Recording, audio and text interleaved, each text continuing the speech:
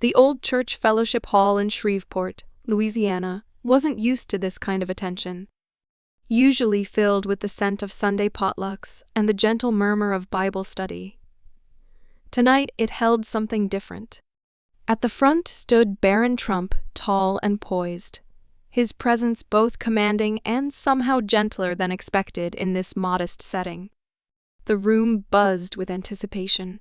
Families, retirees, and curious locals filled the rows of metal folding chairs, their quiet conversations creating a soft hum against the polished wooden floor. But among the crowd, one figure stood out not for being bold or loud, but for her quiet intensity. 8-year-old Lily sat clutching an old leather-bound Bible, her Sunday best dress, carefully arranged around her knees. The Bible was her most precious possession, a legacy from her grandmother, its pages soft from years of faithful fingers turning them, its gold lettering worn but still catching the light. Before they'd arrived, her mother had whispered, "Ask your question only if you're brave enough, and only if you truly mean it." Lily had nodded, her heart fluttering like a trapped bird in her chest. She'd practiced her question countless times, scribbling it in her notebook during recess, whispering it to her ceiling at night. This wasn't just childish curiosity, it was something deeper, a question that weighed on her young soul with surprising gravity. As the evening progressed, Barron spoke about his vision for America, his voice carrying easily through the hall. The crowd responded with polite applause and occasional nods, though the energy felt different from the usual political rallies, more intimate, more personal. Lily waited, her small fingers leaving imprints on the Bible's worn leather cover. When question time arrived, adults quickly formed a line, eager to discuss local issues or share their thoughts on national policies. Some even commented on Barron's well-tailored suit. Lily hesitated, shrinking further into her seat until her mother's gentle nudge gave her the courage she needed. Standing up, her legs felt like jelly beneath her. The line seemed endless, but as she waited, something strange happened. The room's chatter began to fade. People noticed her, this tiny figure with her oversized Bible held like a shield against her chest. Whispers rippled through the crowd. When her turn finally came, Barron Trump looked down at her, his expression softening immediately. "What's your question, young lady?" he asked, his voice gentler than anyone expected. Lily swallowed hard, her knuckles white against the Bible's cover.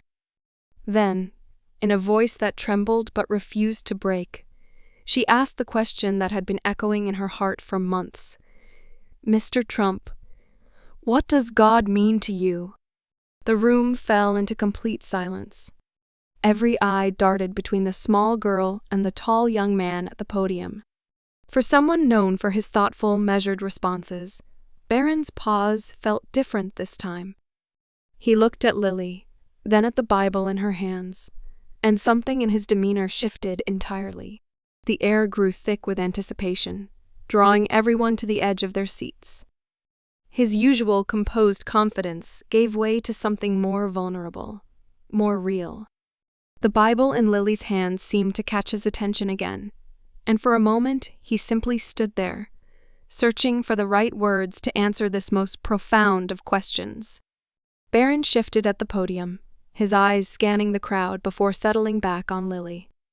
There was a heaviness in his expression that seemed to come from somewhere deeper than politics or public persona. "When I was younger," he began, his voice softening, "I thought I understood everything. I had plans, ambition, a clear path ahead. But there was one moment that showed me how little control we really have." He paused, letting the words settle in the hushed room. "My Uncle Fred," he continued, "was one of the kindest souls I've ever known. He had this light about him, a genuine goodness that I couldn't quite grasp at the time. But Fred faced his own battles, his own demons, and despite our family's efforts to help, it wasn't enough." His voice wavered slightly, and he cleared his throat before continuing. "When he passed away, I felt such anger at him, at myself, and especially at God. I couldn't understand why someone so good, someone with so much potential, had to leave this world so soon. Lily's gaze remained fixed on him, her young face showing wisdom beyond her years. Around the room, others sat captivated, their expressions a mix of empathy and understanding. For a long time after that, I turned away from faith completely, Barron admitted. I questioned everything. Why would God take someone like Fred and leave me behind? He took a deep breath, his hand steady on the podium's edge. But then something changed. One night, I had either a dream or a memory. I saw Fred's face, wearing that goofy smile he was known for. And I heard him say, "Don't be angry, Barry. You've got work to do." The room fell so silent you could hear the faint whisper of passing cars outside. Even that seemed to fade away, leaving only Barron's voice and the collective heartbeat of the audience. "That's when I understood," he continued, his voice finding new strength, "that faith isn't about having all the answers. It's about trusting there's a reason, even when we can't see it. Maybe Fred's purpose was to teach me that very lesson." He turned back to Lily, his expression softening. "So when you ask what God means to me, I'll tell you this. He's the reason I keep going when things get tough. He's the reminder that we're here for something bigger than ourselves. And He's the one who gives us hope, even in our darkest moments." Lily's eyes glistened again, but this time her tears didn't fall. Instead, she stood a little straighter, holding her grandmother's Bible as if it were the most precious treasure in the world. The profound silence was broken by a man in the back of the room, rising slowly with his hand raised. His weathered face spoke of years of hard work, the kind of person you might pass on the street without a second glance. Maybe a mechanic or a father who attended church when life allowed. "Mr. Trump," he said, his words careful and measured, "I've spent years wrestling with my faith. Hearing you talk about it like this, about anger, doubt, and hope, makes me wonder if we're all just afraid to admit we're struggling. Do you think that's part of the problem?" Barron leaned forward, considering the man's question with genuine thoughtfulness. "You know," he began, "I think many of us are afraid to show our vulnerabilities. Faith isn't the straight line we often pretend it is. It's messy and complicated, and sometimes it feels like you're just shouting into the void. But that's exactly what makes it powerful. It's not about perfection. It's about perseverance even when the path isn't clear."